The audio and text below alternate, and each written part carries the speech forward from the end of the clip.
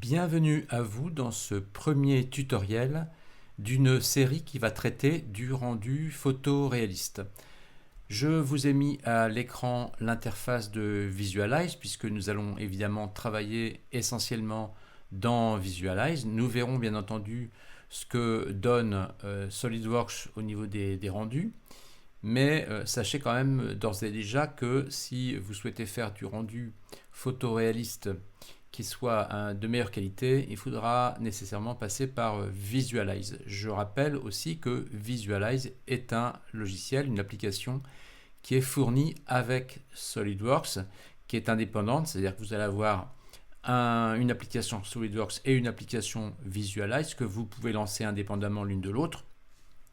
Voilà, il faut aussi que vous sachiez qu'il y a une version simple et une version professionnelle de Visualize. Ça va dépendre de l'abonnement que vous avez au niveau de SolidWorks. Bien, ceci étant dit, donc voici donc l'interface de Visualize et je vous ai ouvert une image très simple, d'accord, mais qui montre un petit peu tout l'intérêt d'utiliser des cartes PBR. Je vous invite d'ailleurs à regarder, si vous n'avez pas fait la présentation que j'ai faite, la présentation vidéo que j'ai faite, puisque ça vous donne quelques indications sur ces fameuses cartes PBR, mais nous allons en parler bien sûr en long et en large et en travers pendant tous les tutos que je vais faire, puisque je vais essayer d'embrasser de façon assez exhaustive ce qui touche au rendu photoréaliste.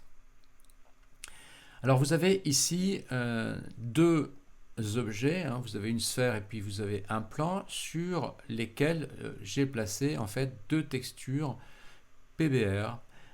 Comment se rend-on compte qu'il s'agit de textures PBR? Effectivement, en cliquant dessus, si je sélectionne une matière, on voit que dans l'onglet texture qui est ici, vous avez en effet des cartes, voilà, qui possèdent pour 4 d'entre elles sur les 5 qui possèdent effectivement des valeurs. Hein. La seule carte ici qui est vide, c'est la valeur alpha, puisque nous n'en avons pas besoin dans ce cadre-là. Donc nous avons 4 cartes qui sont une carte couleur, une carte réflexion, une carte de brillance et une carte ici de bump ou boss, qui est d'ailleurs une des rares, enfin c'est une des cartes qui est en fait en couleur, mais vous voyez c'est assez particulier, hein, la carte de bump, on verra ça plus tard. Et puis ça c'est votre carte couleur, c'est vraiment cette carte là qui donne naturellement l'apparence à l'objet. Si on observe cette sphère, on se rend compte qu'il y a des irrégularités de surface, d'accord, vous avez des griffes qui sont plus ou moins profondes, donc vous avez du relief, et ce relief, eh bien, il est visible grâce à la carte de boss qui est là. Si je désactive cette carte, alors on va regarder précisément la sphère, et vous allez voir que effectivement on va perdre cet aspect granuleux, cet aspect de fente, de bourrelet, de relief, en fait de micro-relief sur la sphère. Donc je vais désactiver. Voilà, donc on voit effectivement que là, je n'ai appliqué que la carte couleur, la carte réflexion et la carte brillance, mais la carte bump étant désactivée, je perds cette notion de relief. Je rappelle, je le dis dans la vidéo de présentation, hein, on ne touche pas à la topologie de la sphère, ce n'est qu'une question d'illusion d'optique en fait quelque part. Donc je vais réactiver la texture, voilà, et on retrouve naturellement nos irrégularités. Donc les cartes PBR, je vais là ici rapidement, puisque c'est un premier tutoriel qui va être assez court, mais je vous montre quand même, bien que je vais développer ça dans d'autres tutos, je vous montre quand même comment en fait on fait pour créer une texture PBR. Donc là je suis dans l'onglet apparence, ok. On peut faire un clic droit dans l'espace qui est ici et cliquer sur nouvelle apparence. On peut aussi cliquer sur le petit plus qui est ici et choisir pareil nouvelle apparence. Donc si je choisis nouvelle apparence, j'ai donc une nouvelle apparence vide qui est ici. avec pour l'instant au niveau des cartes de texture, une carte couleur alpha et boss, c'est tout ce que j'ai. Et puis j'ai un onglet général, et c'est dans cet onglet général qu'il faut aller immédiatement pour choisir les cartes PBR. J'en profite également pour vous dire que là actuellement je suis en mode précis, d'accord, et pas en mode aperçu.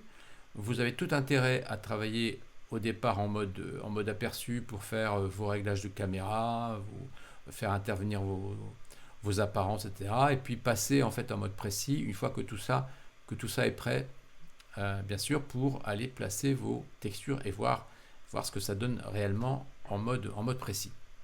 Donc dans cet onglet général, la première chose que vous allez devoir faire, je vous invite à le faire, bien qu'on puisse revenir dessus si vous avez oublié de le faire, c'est d'aller donner un nom à l'apparence. Par exemple ici, vous voyez que j'ai donné métal rouillé, et je me rends compte que par exemple pour celle-ci, je n'ai pas nommé. Donc on va voir comment je vais faire ça. Donc cette apparence, je lui donne un nom, et une fois que j'ai donné un nom, je vais dans type d'apparence et je choisis matériel PBR.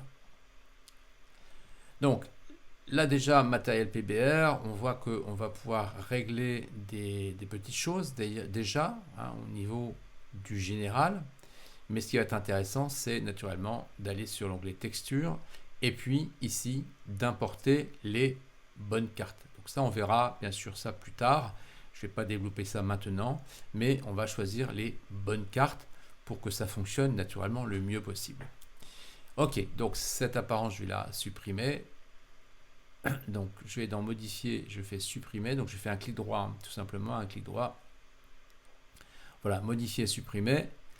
Et je vais recliquer sur cette apparence pour lui donner un nom. Donc retourner dans général et je vais donner vieux plancher. Alors il faut mettre le L avant le A. Voilà. Et je renomme par conséquent mon apparence. Donc voilà pour ce qu'il y avait à dire, en tout cas initialement. Et je vais vous proposer dans le tutoriel numéro 2, auquel vous pourrez accéder dans le site Podia. Donc sur ce tutoriel numéro 2, bien, nous allons parler des cartes PBR, comment les obtenir. Grand merci à vous.